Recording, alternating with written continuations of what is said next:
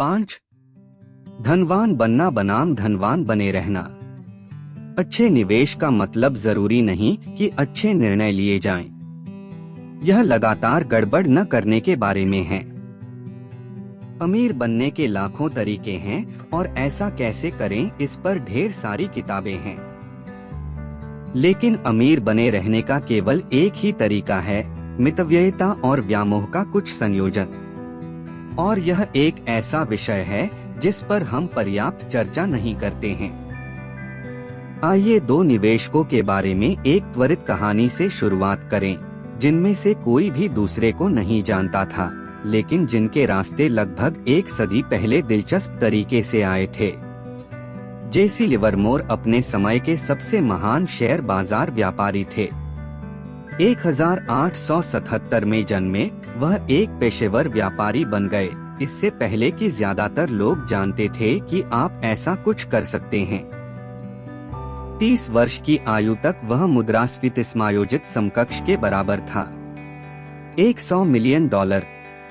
1929 तक Jesse Livermore पहले से ही दुनिया के सबसे प्रसिद्ध निवेशकों में से एक थे। उस वर्ष शेयर बाजार में गिरावट के कारण महामंदी की शुरुआत हुई, जिसने इतिहास में उनकी विरासत को मजबूत किया।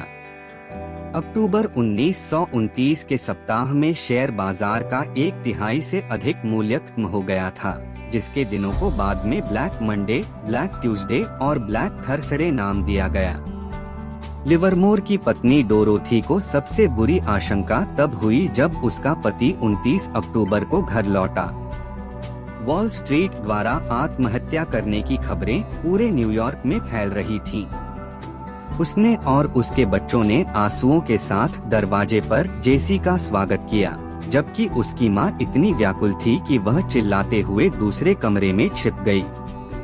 जीवनी लेखक टॉम रूबीथॉन के अनुसार जेसी कुछ क्षणों के लिए भ्रमित हो गई और फिर उसे एहसास हुआ कि क्या हो रहा है। फिर उन्होंने अपने परिवार को खबर दी। प्रतिभा और भाग्य के एक झटके में वह बाजार में पिछड़ गए। सट्टेबाजी के शेयरों में गिरावट आएगी। तुम्हारा मतलब है कि हम बर्बाद नहीं हुए हैं? डोरोथी ने पूछा। जेसी ने कहा, नहीं प्रिय, मेरा अब तक का सबसे अच्छा कारोबारी दिन रहा है। हम बेहद अमीर हैं और जो चाहे कर सकते हैं। डोरोथी दौड़कर अपनी मां के पास गई और उसे चुप रहने को कहा।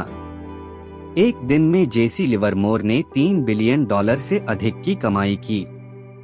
शेयर बाजार के इतिहास के सबसे खराब महीनों में से एक के दौरान वह दुनिया के सबसे अमीर व्यक्तियों में से एक बन गए।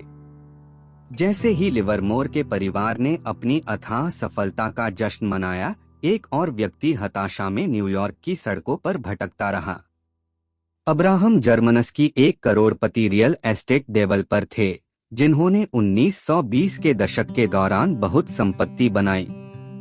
जैसे जैसे अर्थव्यवस्था में उछाल आया, उन्होंने वही किया जो 1920 के दशक के अंत में लगभग हर दूसरे सफल न्यूयॉर्कर ने किया, बढ़ते शेयर बाजार पर भारी दांव लगाया।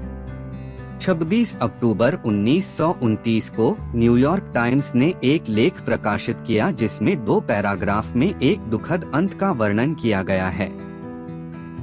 225 ब्रॉडवे के वकील बर्नार्ड एच सैंडलर से कल सुबह माउंट वर्नोन की श्रीमती अब्राहम जर्मनस्की ने गुरुवार सुबह से लापता अपने पति को ढूंढने में मदद करने के लिए कहा था। जर्मनस्की, जो 50 वर्ष का है और पूर्व की ओर रियल एस्टेट ऑपरेटर है, के बारे में सैंडलर ने कहा था कि उसने शेयरों में भारी निवेश किया है। सैंडलर ने कहा कि उन्हें श्रीमती जर्मनस्की ने बताया था कि एक दोस्त ने उनके पति को गुरुवार देर रात वॉल स्ट्रीट एक्सचेंज के पास देखा था। उसके मुखबिर के अनुसार उसका पति ब्रॉडवे की ओर चलते समय टिकर टेप की एक पट्टी को टुकड़ों में फाड़ रहा था और फुटपाथ पर बिखेर रहा था। और जहां तक हम जानते हैं, वह अब्राहम जर्मनस्की का अंत था। यहाँ हमारे पास एक विरोधाभास है। अक्टूबर 1929 की दुर्घटना ने जेसी लिवरमोर को दुनिया के सबसे अमीर व्यक्तियों में से एक बना दिया। इसने अब्राहम जर्मनस्की को बर्बाद कर दिया, शायद उसकी जान ले ली। लेकिन तेजी से आगे बढ़ते हुए 4 साल और कहानियां फिर से सामने आती हैं। 1929 में अपनी हार के बाद लिवरमोर ने आत्मविश्वास से भरपूर होकर बड़े से बड़े दांव लगाए। कर्ज की मात्रा बढ़ने के कारण वह अपने सिर से बहुत ऊपर तक डूब गया और अंततः शेयर बाजार में अपना सब कुछ खो बैठा। वह टूट गए और शर्मिंदा हो गए। 1933 में 2 दिनों के लिए गायब हो गए। उनकी पत्नी उन्हें ढूंढने निकली। न्यूयॉर्क टाइम्स ने 1933 में लिखा था, 1100 पार्क एवेन्यू के शेयर बाजार संचालक जेसी एल लिवरमोर लापता हैं और उन्हें कल दोपहर 3 बजे के बाद से नहीं देखा गया है। वह लौट आया, लेकिन उसका रास्ता तय हो चुका था। अंततः लिवरमोर ने अपनी जान ले ली। समय अलग था, लेकिन जर्मनस्की और लिवरमोर ने एक चरित्र विशेषता साझा की। वे दोनों अमीर बनने में बहुत अच्छे थे और अमीर बने रहने में भी उतने ही बुरे थे। भले ही अमीर एक ऐसा शब्द नहीं है जिसे आप अपने लिए लागू करेंगे, उस अवलोकन के सबक सभी आय स्तरों पर सभी पर लागू होते हैं। पैसा पाना एक बात है, इसे रखना दूसरी बात है। यदि मुझे धन की सफलता को एक शब्द में संक्षेपित करना हो तो वह होगा अस्तित्व। जैसा कि हम अध्याय 6 में देखेंगे, सार्वजनिक रूप से कारोबार करने में सफल 40% कंपनियां समय के साथ प्रभावी रूप से अपना पूरा मूल्य खो देती हैं। फोर्ब्स 400 सबसे अमीर अमेरिकियों की सूची में प्रति दशक औसतन लगभग 20% टर्नओवर उन कारणों से होता है जिनका मृत्यु या परिवार के किसी अन्य सदस्य को धन हस्तांतरित करने से कोई लेना देना नहीं है। पूंजीवाद कठिन है, लेकिन ऐसा होने का एक कारण यह है कि पैसा प्राप्त करना और पैसा रखना 2 अलग अलग कौशल हैं। पैसा पाने के लिए जोखिम उठाना, आशावादी होना और खुद को वहां से बाहर निकालने की आवश्यकता होती है, लेकिन पैसा रखने के लिए जोखिम लेने के विपरीत की आवश्यकता होती है। इसके लिए विनम्रता की आवश्यकता है और डर है कि जो आपने बनाया है वह उतनी ही तेजी से आपसे छीन लिया जा सकता है। इसके लिए मितव्ययिता और इस बात को स्वीकार करने की आवश्यकता है कि आपने जो कुछ किया है उसमें से कम कुछ भाग्य के कारण है। इसलिए पिछली सफलता को अनिश्चित काल तक दोहराने पर भरोसा नहीं किया जा सकता है। सिकोया कैपिटल के अरबपति प्रमुख माइकल मोरित्ज से चार्ली रोज ने पूछा कि सिकोया इतना सफल क्यों है। मोरित्ज ने दीर्घायु का उल्लेख किया, यह देखते हुए कि कुछ वीसी कंपनियां 5 या 10 वर्षों के लिए सफल होती हैं, लेकिन सिकोया 4 दशकों तक समृद्ध रही है। रोज ने पूछा कि ऐसा क्यों था। मोरित्ज, मुझे लगता है कि हम हमेशा व्यवसाय से बाहर होने से डरते रहे हैं। गुलाब, वाकई तो यह डर है। क्या केवल पागल ही जीवित रहता है? मोरित्ज, इसमें काफी सच्चाई है। हम मानते हैं कि कल जैसा नहीं होगा। हम अपनी उपलब्धियों पर आराम नहीं कर सकते। हम संतुष्ट नहीं हो सकते। हम यह नहीं मान सकते कि कल की सफलता कल के सौभाग्य में बदल जाती है। यहाँ फिर से अस्तित्व, विकास या दिमाग या अंतर्दृष्टि नहीं, लंबे समय तक बने रहने की क्षमता, बिना मिटाए या हार मानने के लिए मजबूर किए, सबसे बड़ा अंतर पैदा करती है। यह आपकी रणनीति की आधारशिला होनी चाहिए, चाहे वह निवेश में हो या आपके करियर में या आपके स्वामित्व वाले व्यवसाय में। 2 कारण हैं कि जीवित रहने की मानसिकता पैसे के मामले में इतनी महत्वपूर्ण क्यों है। एक तो स्पष्ट है, कुछ लाभ इतने महान होते हैं कि वे स्वयं को खत्म करने लायक होते हैं। दूसरा, जैसा कि हमने अध्याय 4 में देखा, कंपाउंडिंग का प्रतिसहज ज्ञान युक्त गणित है। कंपाउंडिंग केवल तभी काम करती है जब आप किसी संपत्ति को बढ़ने के लिए कई साल दे सकते हैं। यह ओक के पेड़ लगाने जैसा है, विकास का 1 वर्ष कभी भी अधिक प्रगति नहीं दिखाएगा, 10 वर्ष सार्थक अंतर ला सकते हैं और 50 वर्ष बिल्कुल असाधारण कुछ पैदा कर सकते हैं। लेकिन उस असाधारण वृद्धि को प्राप्त करने और बनाए रखने के लिए उन सभी अप्रत्याशित उतार चढ़ावों से बचे रहने की आवश्यकता होती है जो हर कोई समय के साथ अनिवार्य रूप से अनुभव करता है। हम यह पता लगाने में वर्षों लगा सकते हैं कि बफेट ने अपना निवेश रिटर्न कैसे हासिल किया, उन्हें सबसे अच्छी कंपनियां, सबसे सस्ते स्टॉक, सबसे अच्छे प्रबंधक कैसे मिले। यह मुश्किल है, कम कठिन, लेकिन उतना ही महत्वपूर्ण यह इंगित करना है कि उसने क्या नहीं किया। वह कर्ज के बोझ में नहीं डूबा। जिन 14 मंदी से वह गुजरा, उस दौरान वह घबराया नहीं और बिकवाली नहीं की। उन्होंने अपनी व्यावसायिक प्रतिष्ठा को खराब नहीं किया। उन्होंने खुद को एक रणनीति, एक विश्व दृष्टिकोण या एक प्रचलित प्रवृत्ति से नहीं जोड़ा। वह दूसरों के पैसे पर भरोसा नहीं करते थे। सार्वजनिक कंपनी के माध्यम से निवेश का प्रबंधन करने का मतलब था कि निवेशक अपनी पूंजी नहीं निकाल सकते थे। उन्होंने खुद को बर्बाद नहीं किया और न ही नौकरी छोड़ी और न ही संन्यास लिया। वह बच गया। उत्तरजीविता ने उन्हें दीर्घायु प्रदान की और दीर्घायु 10 वर्ष की आयु से लेकर कम से कम 89 वर्ष की आयु तक लगातार निवेश करना वह है जिसने कंपाउंडिंग को अद्भुत बना दिया है। उसकी सफलता का वर्णन करते समय वह एक बिंदु ही सबसे अधिक मायने रखता है। आपको यह समझाने के लिए कि मेरा मतलब क्या है, आपको रिक गुएरिन की कहानी सुननी होगी। आपने संभवतः वॉरेन बफेट और चार्ली मुंगर की निवेश जोड़ी के बारे में सुना होगा, लेकिन 40 साल पहले समूह का एक तीसरा सदस्य रिक गुएरिन था। वॉरेन, चार्ली और रिक ने एक साथ निवेश किया और व्यवसाय प्रबंधकों का एक साथ साक्षात्कार लिया। फिर रिक एक तरह से गायब हो गया, कम से कम बफेट और मुंगर की सफलता के सापेक्ष। निवेशक मोहनीश पबराई ने एक बार बफेट से पूछा कि रिक को क्या हुआ। मोहनीश ने याद किया। वॉरेन ने कहा, चार्ली और मैं हमेशा से जानते थे कि हम अविश्वसनीय रूप से अमीर बन जाएंगे। हमें अमीर बनने की कोई जल्दी नहीं थी, हमें पता था कि ऐसा होगा। रिक भी हमारी तरह ही होशियार था, लेकिन वह जल्दी में था। हुआ यह था कि 1973 से 1974 की मंदी में रिक पर मार्जिन ऋण का बोझ पड़ गया था और उन 2 वर्षों में शेयर बाजार लगभग 70% नीचे चला गया, इसलिए उन्हें मार्जिन कॉल मिलने लगी। उन्होंने अपना बर्कशायर स्टॉक वॉरेन को बेच दिया। वॉरेन ने वास्तव में कहा, मैंने रिक का बर्कशायर स्टॉक खरीदा $40 प्रति पीस से कम कीमत पर। रिक को बेचने के लिए मजबूर किया गया क्योंकि उस पर दबाव डाला गया था।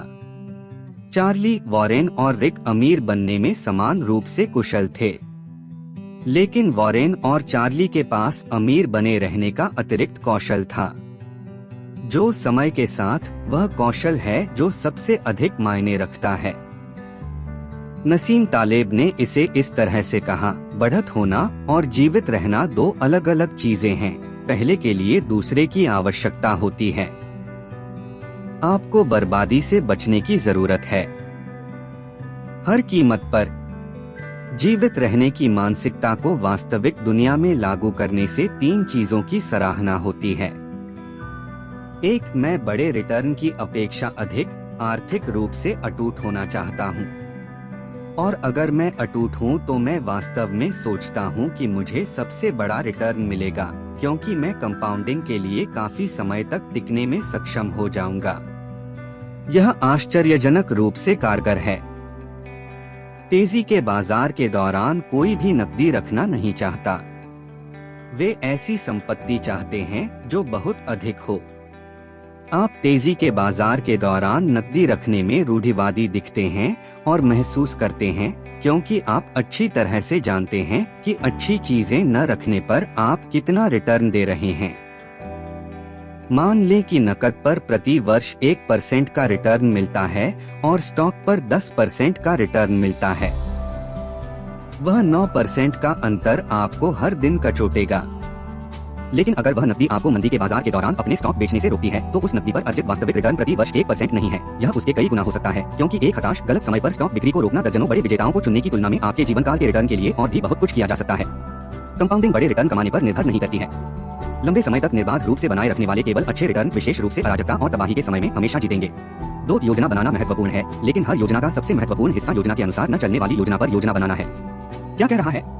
आप योजना बनाते हैं, भगवान हंसते हैं। वित्तीय और निवेश योजना महत्वपूर्ण है, क्योंकि वे आपको बताते हैं कि आपके वर्तमान कार्य उचित दायरे में है या नहीं। लेकिन किसी भी प्रकार की कुछ ही योजनाएं अपनी पहली योजना में टिक पाती हैं। वास्तविक दुनिया से मुठभेड़। यदि आप अगले 20 वर्षों में अपनी आय, बचत दर और बाजार रिटर्न का अनुमान लगा रहे हैं, तो पिछले 20 वर्षों में हुई सभी बड़ी चीजों के बारे में सोचें, जिनकी किसी ने कल्पना भी नहीं की होगी। 11 सितंबर, आवास में तेजी और मंदी जिसके कारण लगभग 10 मिलियन अमेरिकियों ने अपने घर खो दिए, एक वित्तीय संकट जिसके कारण लगभग 9 मिलियन लोगों को अपनी नौकरियां खोनी पड़ी, स्टॉक बाजार में एक रिकॉर्ड तोड़ रैली हुई, और एक कोरोना वायरस जिसने दुनिया को हिलाकर रख दिया, जैसा कि मैं यह लिख रहा हूँ। कोई योजना तभी उपयोगी होती है जब वह वास्तविकता से बच सके, और अज्ञात से भरा भविष्य हर किसी की वास्तविकता है। एक अच्छी योजना यह दिखावा नहीं करती कि यह सच नहीं था, यह इसे स्वीकार करता है और त्रुटि की गुंजाइश पर जोर देता है। किसी योजना को सच करने के लिए आपको उसके विशिष्ट तत्वों की जितनी अधिक आवश्यकता होती है, आपका वित्तीय जीवन उतना ही अधिक नाजुक हो जाता है। यदि आपकी बचत दर में त्रुटि की पर्याप्त गुंजाइश है, तो आप कह सकते हैं, यह बहुत अच्छा होगा यदि बाजार अगले 30 वर्षों में 8% प्रति वर्ष का रिटर्न देता है। लेकिन यदि यह केवल 4% प्रति वर्ष का रिटर्न देता है, तो भी मुझे कोई आपत्ति नहीं होगी। आपकी योजना उतनी ही अधिक मूल्यवान हो जाती है। कई दाव विफल हो जाते हैं, इसलिए नहीं कि वे गलत थे, बल्कि इसलिए क्योंकि वे उस स्थिति में अधिकतर सही थे जहां चीजों का बिल्कुल सही होना आवश्यक था। त्रुटि की गुंजाइश, जिसे अक्सर सुरक्षा का मार्जिन कहा जाता है, वित्त में सबसे कम सराहना की जाने वाली ताकतों में से एक है। यह कई रूपों में आता है, एक मितव्ययी बजट, लचीली सोच और एक ढीली समय रेखा, कुछ भी जो आपको कई प्रकार के परिणामों के साथ खुशी से जीने की सुविधा देता है। यह रूढ़िवादी होने से अलग है। रूढ़िवादी जोखिम के एक निश्चित स्तर से बच रहा है। सुरक्षा का मार्जिन आपके जीवित रहने की संभावना को बढ़ाकर जोखिम के एक निश्चित स्तर पर सफलता की संभावना को बढ़ा रहा है। इसका जादू यह है कि आपकी सुरक्षा का मार्जिन जितना अधिक होगा, अनुकूल परिणाम के लिए आपकी बढ़त उतनी ही कम होनी चाहिए। 3 एक संयमित व्यक्तित्व। भविष्य के बारे में आशावादी, लेकिन इस बारे में व्याकुल कि कौन सी चीज आपको भविष्य में जाने से रोकेगी, अत्यावश्यक है। आशावाद को आमतौर पर इस विश्वास के रूप में परिभाषित किया जाता है कि चीजें अच्छी तरह से चलेंगी, लेकिन वह अधूरा है। समझदार आशावाद यह विश्वास है कि परिस्थितियां आपके पक्ष में हैं और समय के साथ चीजें संतुलित होकर अच्छे परिणाम की ओर बढ़ेंगी, भले ही बीच में जो कुछ होता है वह दुख से भरा हो। और वास्तव में आप जानते हैं कि यह दुख से भर जाएगा। आप आशावादी हो सकते हैं कि दीर्घकालिक विकास पथ ऊपर और दाईं ओर है, लेकिन साथ ही यह भी आश्वस्त है कि अब और तब के बीच की सड़क बारूदी सुरंगों से भरी हुई है और हमेशा रहेगी। वे दो चीजें परस्पर अनन्य नहीं हैं। यह विचार कि कोई चीज अल्पावधि में टोकरी बनकर लंबे समय में लाभ प्राप्त कर सकती है, सहज नहीं है, लेकिन जीवन में बहुत सी चीजें इसी तरह काम करती हैं। 20 साल की उम्र तक औसत व्यक्ति अपने मस्तिष्क में 2 साल की उम्र में मौजूद लगभग आधे सिनेप्टिक कनेक्शन खो सकता है, क्योंकि अकुशल और निरर्थक तंत्रिका पथ साफ हो जाते हैं। लेकिन औसत 20 साल का बच्चा औसत 2 साल के बच्चे से कहीं अधिक होशियार होता है। प्रगति के सामने विनाश न केवल संभव है, बल्कि अति से छुटकारा पाने का एक कारगर उपाय भी है। कल्पना कीजिए यदि आप माता पिता होते और अपने बच्चे के मस्तिष्क के अंदर देख पाते। हर सुबह आप अपने बच्चे के सिर में कम सिनेप्टिक कनेक्शन देखते हैं। आप घबरा जाएंगे। आप कहेंगे, यह सही नहीं हो सकता, यहाँ हानि और विनाश है। हमें हस्तक्षेप की जरूरत है। हमें डॉक्टर को दिखाने की जरूरत है, लेकिन आप ऐसा नहीं करते। आप जो देख रहे हैं वह प्रगति का सामान्य मार्ग है। अर्थव्यवस्थाएं, बाजार और करियर अक्सर एक ही रास्ते पर चलते हैं, नुकसान के बीच विकास। पिछले 170 वर्षों में अमेरिकी अर्थव्यवस्था का प्रदर्शन इस प्रकार है।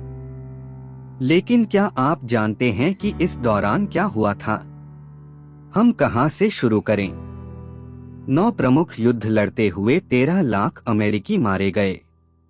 बनाई गई सभी कंपनियों में से लगभग 99.9% व्यवसाय से बाहर हो गईं। 4 अमेरिकी राष्ट्रपतियों की हत्या कर दी गई। फ्लू महामारी से एक ही वर्ष में 675,000 अमेरिकियों की मृत्यु हो गई। 30 अलग अलग प्राकृतिक आपदाओं में प्रत्येक में कम से कम 400 अमेरिकी मारे गए। 33 मंदी कुल मिलाकर 48 वर्षों तक चली। इनमें से किसी भी मंदी की भविष्यवाणी करने वाले पूर्वानुमानकर्ताओं की संख्या 0 हो गई है। शेयर बाजार हाल के उच्चतम स्तर से कम 102 बार 10% से अधिक गिर गया। स्टॉक ने कम से कम 12 बार अपने मूल्य का 1/3 खो दिया। 20 अलग अलग वर्षों में वार्षिक मुद्रास्फीति 7% से अधिक हो गई। गूगल के अनुसार आर्थिक निराशावाद शब्द अखबारों में कम से कम 29,000 बार छपे। इन 170 वर्षों में हमारा जीवन स्तर 20 गुना बढ़ गया, लेकिन बमुश्किल एक दिन ऐसा बीता जब निराशावाद के ठोस कारणों का अभाव रहा हो। एक ऐसी मानसिकता जो एक ही समय में पागल और आशावादी हो सकती है, उसे बनाए रखना कठिन है, क्योंकि चीजों को काले या सफेद के रूप में देखने के लिए बारीकियों को स्वीकार करने की तुलना में कम प्रयास करना पड़ता है। लेकिन आपको दीर्घकालिक आशावाद का फायदा उठाने के लिए लंबे समय तक जीवित रखने के लिए अल्पकालिक व्यामोह की आवश्यकता है। जेसी लिवरमोर ने बड़ी मुश्किल से इसका पता लगाया। उन्होंने अच्छे समय को बुरे समय के अंत से जोड़ा। अमीर बनने से उसे ऐसा लगने लगा कि अमीर बने रहना अपरिहार्य है और वह अजेय है। लगभग सब कुछ खोने के बाद उसने प्रतिबिंबित किया, मैं कभी कभी सोचता हूँ कि किसी सट्टेबाज के लिए यह सीखने के लिए कोई भी कीमत बहुत अधिक नहीं है कि वह ऐसा कुछ सीख ले जिससे उसका सिर फूलने से बच जाए। प्रतिभाशाली व्यक्तियों द्वारा अनेक प्रहारों का सीधा संबंध सूजे हुए सिर से लगाया जा सकता है। यह एक महंगी बीमारी है, उन्होंने कहा, हर जगह हर किसी के लिए। इसके बाद हम एक और तरीके पर गौर करेंगे जिससे प्रतिकूल परिस्थितियों में विकास करना आपके लिए मुश्किल हो सकता है।